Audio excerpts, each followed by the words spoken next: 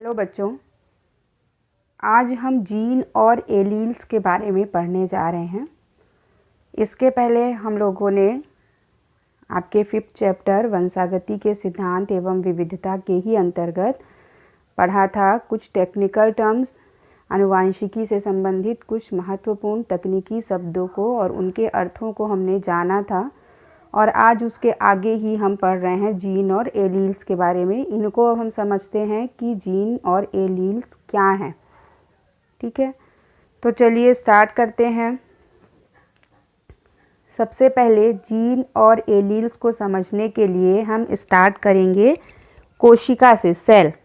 ठीक है, कोशिका से आप सब परिचित हैं, है ना।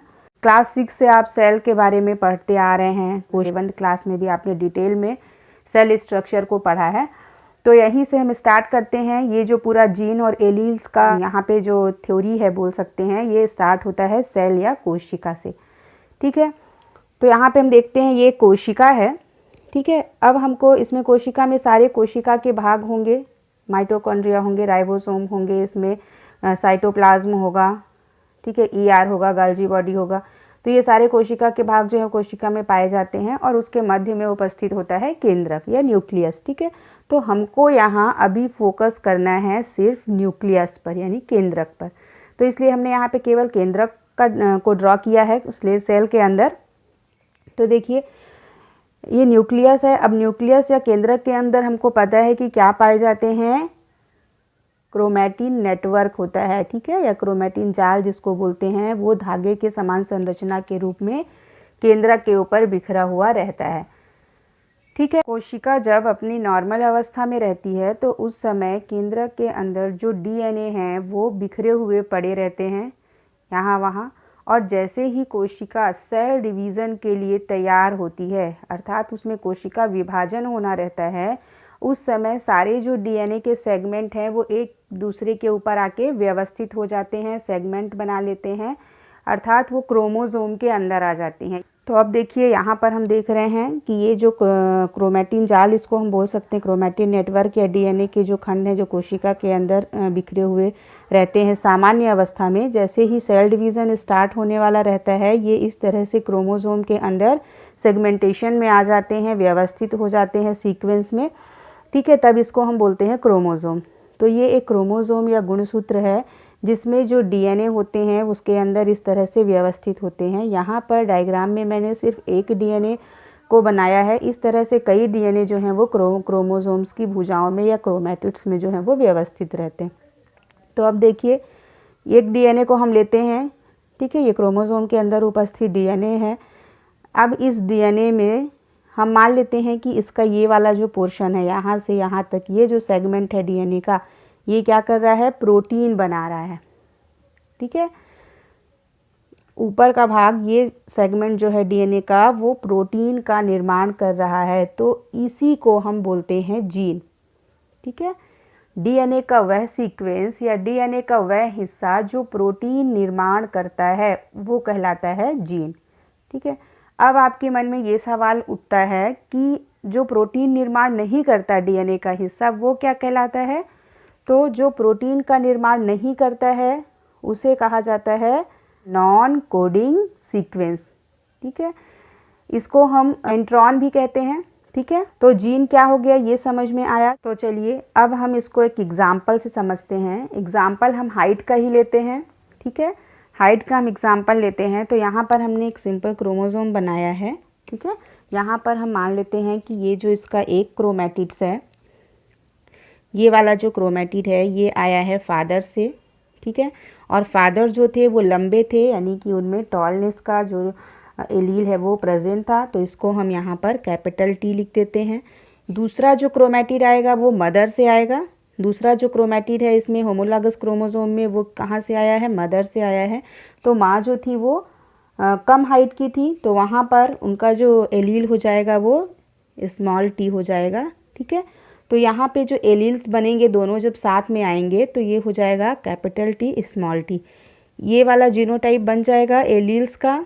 लेकिन जो संतान होगी वो कैसी होगी, लंबी होगी, मतलब वो हाइटेड होगी। ठीक है, क्योंकि फादर जो थे वो हाइटेड थे और उनका जो एलील है वो डोमिनेंट है, कैपिटल टी है। यहाँ पर आप देख रहे हैं ये क्रोमोसोम है, क्रोमोसोम पर यहाँ पर हमको एक तरफ उसमें जो जीन में स्थित है कैपिटल टी, ठीक है, क्रोमोसोम के डीएनए सेगमेंट में कैपिटल टी और इधर स्मॉल टी, मतलब ये एक एलील हो गया कैपिटल टी और स्मॉल टी हो गया दूसरा एलील।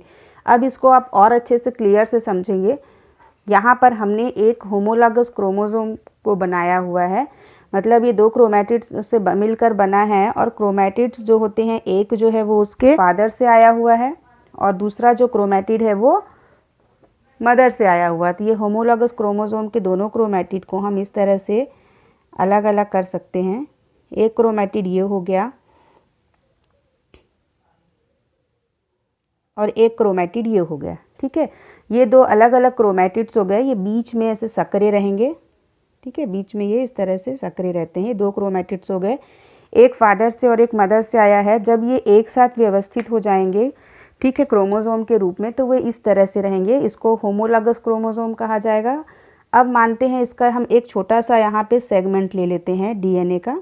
क्रोमोसोम के अंदर डीएनए प्रेजेंट है तो इसका इतना सीक्वेंस हम लेते हैं, ठीक है, और इसका भी हम इतना सीक्वेंस लेते हैं। इसको हम मान लेते हैं यहाँ पे क्या है, कौन सा एलील उपस्थित है, कैपिटल टी। ये हाइट का एलील है तो हम यहाँ पे एग्जाम्पल हाइट का ही ले रहे हैं क्योंकि बहुत आसानी से समझ में आता है जो हाइट का एग्जाम्पल है। तो यहाँ पर हमने ले लिया कैपिटल टी, ये क्या है, एक एलील हो गया, ठीक है, हाइट का।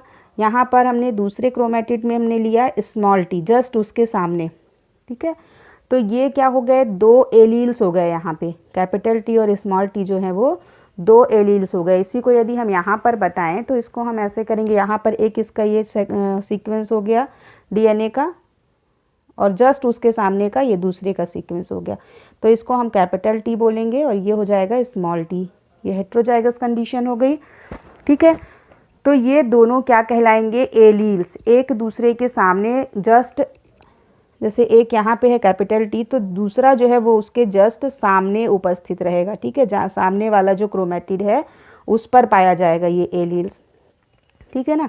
तो इस तरह से ये दो एलील्स हो गए और दो एलील्स मिलकर एक जीन्स बनाएंगे, अर्थात एक जीन में एलील्स की संख्या हमेशा दो रहती है, ठीक है। यहाँ पर जो हम देख रहे हैं ये होमोलॉगस क्रोमोसोम हो गया। यहाँ पर हम मान लेते हैं एक एलील कैपिटल टी है तो दूसरा स्मॉल टी होगा, और जब इसको हम इस तरह से कैपिटल टी स्मॉल टी लिखेंगे तो ये एक जीन कहलाएगा। ये क्या कहलाएगा, एक जीन जिस पर कि दो एलील्स प्रेजेंट हैं, एक ये एलील कैपिटल टी हो गया और एक एलील स्मॉल टी हो गया, ठीक है। अब ये दोनों एलील्स जो हैं वो हमेशा अलग अलग क्रोमैटिड्स पर प्रेजेंट रहेंगे। ऐसा नहीं है कि एक ही क्रोमैटिड पर यहाँ पर स्मॉल टी है और नीचे की ओर कैपिटल टी हो जाए, ऐसा नहीं होगा। ये हमेशा इस तरह से अलग अलग क्रोमैटिड पर एक दूसरे के जस्ट सामने उपस्थित रहते हैं, यानी एक सीक्वेंस ये है एलील का और दूसरा सीक्वेंस जस्ट उसके सामने होगा, ठीक है।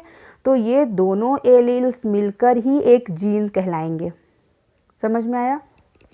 अब देखते हैं यहाँ पर हम, तो यहाँ पर हम बोलते हैं ये हमने सिंपल एक क्रोमोसोम बनाया है, होमोलॉगस क्रोमोसोम है, ठीक है। अब यहाँ पर कोई एक एलील प्रेजेंट है, इसको हमने, ये हाइट का है, टॉलनेस का है, कैपिटल टी मान लिया, तो दूसरा जो होगा जस्ट उसके सामने उपस्थित रहेगा वो स्मॉल टी हो जाएगा। तो ये होमोलॉगस क्रोमोसोम पर प्रेजेंट है और एलील्स क्या हैं, कैपिटल टी और स्मॉल टी, दो एलील्स यहाँ पे उपस्थित हैं, एक जीन में दो एलील्स हैं, ठीक है। तो ये एलील हो गया कैपिटल टी स्मॉल टी, ये इनका जीनोटाइप हो गया। अब यहाँ पर हम देख रहे हैं कि ये कौन सी कंडीशन है, हेट्रोजाइगस कंडीशन है ना, विषम युग्मजीय अवस्था है। अब इसमें देखिए जो कैपिटल टी है वो कैसा है एलील, डोमिनेंट, डोमिनेंट या प्रभावी एलील होगा, और जो स्मॉल टी है वो रिसेसिव या अप्रभावी एलील या युग्म विकल्पी कहलाएगा, ठीक है। तो डोमिनेंट जो एलील होता है या जो प्रभावी एलील होते हैं उनकी क्या विशेषता होती है कि वे स्वयं को होमोजाइगस और हेट्रोजाइगस दोनों कंडीशन में अभिव्यक्त करते हैं, ठीक है। होमोजाइगस और हेट्रोजाइगस कंडीशन मतलब कि जब जो एलील हैं वो यदि इस तरह से हैं, इस तरह से यदि एलील उपस्थित हैं तो ये क्या कहलाता है, होमोजाइगस कंडीशन, ठीक है। और ये जो हो गया ये है हेट्रोजाइगस कंडीशन, समयुग्मजीय अवस्था, विषम युग्मजीय अवस्था, ठीक है, जिसमें कि समयुग्मजीय अवस्था में दोनों एलील एक समान होंगे और विषम युग्मजीय अवस्था में दोनों एलील एक दूसरे से अलग अलग होंगे, असमान होंगे। तो होमोजाइगस कंडीशन हो गया और हेट्रोजाइगस कंडीशन, दोनों ही कंडीशन में जो एलील अपने आप को एक्सप्रेस करता है वो कहलाता है डोमिनेंट एलील या प्रभावी युग्म विकल्पी। तो ये जो कैपिटल टी है ये क्या है, डोमिनेंट एलील है। ये एलील जो है वो हाइट के लिए है, तो जब कैपिटल टी ये वाला जीनोटाइप है तो भी उसकी हाइट जो है वो दिखाई देगी। ये वाला यदि जीनोटाइप है कैपिटल टी स्मॉल टी तो यहाँ पर भी टॉलनेस ही दिखेगा, मतलब कि जो टॉलनेस का एलील है वो क्या है, दोनों ही कंडीशन में टॉलनेस दिखाई देगी। मतलब जो लंबापन है किसी भी जीव का बोल सकते हैं वो प्रभावी लक्षण होगा यहाँ पर, ठीक है। होमोजाइगस एंड हेट्रोजाइगस दोनों कंडीशन में वो अपने आप को एक्सप्रेस करेगा। तो यहाँ पर हम देख रहे हैं कि जो स्मॉल टी है ये क्या हो जाएगा, अप्रभावी एलील, रिसेसिव एलील। देखिए स्मॉल टी जो है वो क्या है, रिसेसिव एलील है, और जो अप्रभावी या रिसेसिव एलील होते हैं वो स्वयं को केवल होमोजाइगस कंडीशन में अभिव्यक्त कर पाते हैं। मतलब कि जब कंडीशन ऐसी यदि हो जाए, ये वाली कंडीशन में, यहाँ पर जो है इस कंडीशन में जो जीव है वो अपने आप को, ये जो रिसेसिव कैरेक्टर है ये अपने आप को एक्सप्रेस नहीं करेगा। मतलब यदि ये वाला जीनोटाइप प्राप्त हो रहा है कि तो वो कैसा होगा, टॉल ही होगा, डॉर्फ नहीं होगा वो, ठीक है। क्योंकि ये कंडीशन क्या है, हेट्रोजाइगस, और हेट्रोजाइगस में जो रिसेसिव एलील होता है वो अपने आप को अभिव्यक्त नहीं कर पाता। ये कब अभिव्यक्त कर पाएगा अपने आप को, जब ये कंडीशन प्राप्त होगी एलील की। मतलब जब ये होमोजाइगस कंडीशन में होगा, दोनों एलील जो है वो रिसेसिव होंगे, उस स्थिति में जो जीव होगा वो ड्वार्फ होगा। मतलब कि वो अपने लक्षण को, अपने आप को एक्सप्रेस कर पाएगा। होमोजाइगस कंडीशन यही हो गया, ठीक है। तो ये हो गया एलील्स का डोमिनेंट और रिसेसिव कंडीशन। अब यहाँ पर एक चीज़ मैं आपको और बता देती हूँ जो आप लोगों को हमेशा डाउट रहता है जीन और एलील का। ये तो क्लियर हो गया आपको। यहाँ पे हम मान लेते हैं, जैसे हमने अभी एक एग्जांपल लिया हाइट का, कैपिटल टी और स्मॉल टी, ठीक है। तो यहाँ पर हम देख रहे हैं कि ये एक ही जीन, इसको यदि हम लिखेंगे जीनोटाइप तो ये इस तरह से लिखेंगे। यहाँ पर हम क्या देख रहे हैं कि यहाँ पर एलील जो हैं वो दो हैं, एक कैपिटल टी और एक स्मॉल टी, तो एलील हो गए दो। और यदि हम जीन की बात करेंगे तो जीन ये एक जीन कहलाएगा, ठीक है। तो यदि कोई आपसे बोलता है कि, यदि कोई आपसे ऐसा बोलता है कि ये क्रोमोज़ोम है, क्रोमोज़ोम पर यहाँ पर एक जीन उपस्थित है, तो ये सही नहीं कहलाएगा, ठीक है। क्योंकि क्रोमोज़ोम में जो जीन है वो एक नहीं रहेगा, उसमें दो एलील्स रहेंगे। यदि एक ही जगह पे बोला जाए कि जीन प्रेजेंट है तो ये सही नहीं है। इसलिए सही नहीं है क्योंकि जो एलील्स हैं वो दो होते हैं, एक जीन में दो एलील जो है वो पाए जाएंगे। तो यहाँ पर यदि उपस्थित है कोई एलील तो उसका जो अल्टरनेटिव रूप होगा वो जस्ट उसके सामने, है ना, जस्ट उसके सामने दूसरे क्रोमैटिड पर होगा। उसी क्रोमोसोम, क्रोमैटिड किसको बोलते हैं, गुणसूत्र की भुजा होती है। एक ही क्रोमोसोम की जो दूसरी भुजा है वहाँ पर दूसरा एलील जो है वो उपस्थित होगा। अब मान लेते हैं हम एक सेब का अगर हम ले लें, है ना, सेब के एलील को लें तो यहाँ पे